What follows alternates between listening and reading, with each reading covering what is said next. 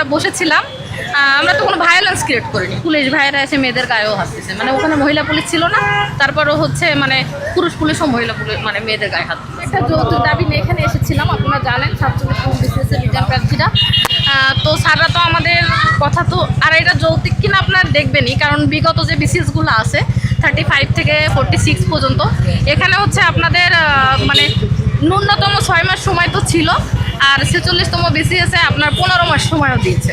তো আমাদেরকে হঠাৎ করে এসে বলছে যে আমাদের 2 মাস সময়, তার ভিতর আমাদের আবার আপনার স্পেশাল বিসিএস 49তম দিয়েছিল এর ভিতরে। তো আমাদের ওখানে তো 20-25 দিন সময় গেছে, তার মানে সব মিলে কি আমরা 41 দিনের মতো সময় পাচ্ছি।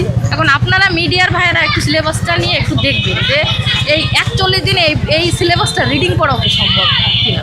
মানে তাহলে আমি এই যে 2 বছর ধরে একটা পিলির পেছন বা এতদিন ধরে একটা শ্রম, অনেকে তো ফার্স্ট টাইম টেকে না, সেকেন্ড টাইমও টেকে, অনেক সবার মেধা তো একরকম না।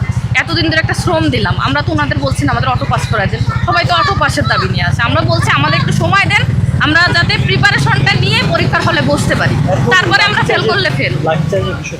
লাঠিচার্জের বিষয় হচ্ছে আমরা তো ওখানে দেখছেন আমরা বসেছিলাম, আমরা তো কোনো ভায়োলেন্স ক্রিয়েট করিনি। তো স্যাররা এসে বললেন ওনাদের উপর থেকে মানে আছে, অর্ডার আছে, আপনারা 5 মিনিটের মধ্যে ওখান থেকে উঠে যান। এখন আমরা মেয়েরা তো উঠতে হঠাৎ করে বললেই তো বসে আছি মাটির ভিতরে, হঠাৎ করে উঠতে পারবো না, উঠতে লেট হয়েছে। তারপর দেখছেন জল কামান মারছে, পুলিশ ভাইয়েরা এসে মেয়েদের গায়েও হাসতেছে, মানে ওখানে মহিলা পুলিশ ছিল না, তারপরও হচ্ছে মানে পুরুষ পুলিশও মহিলা পুলিশ মানে মেয়েদের গায়ে হাত দিতেছে।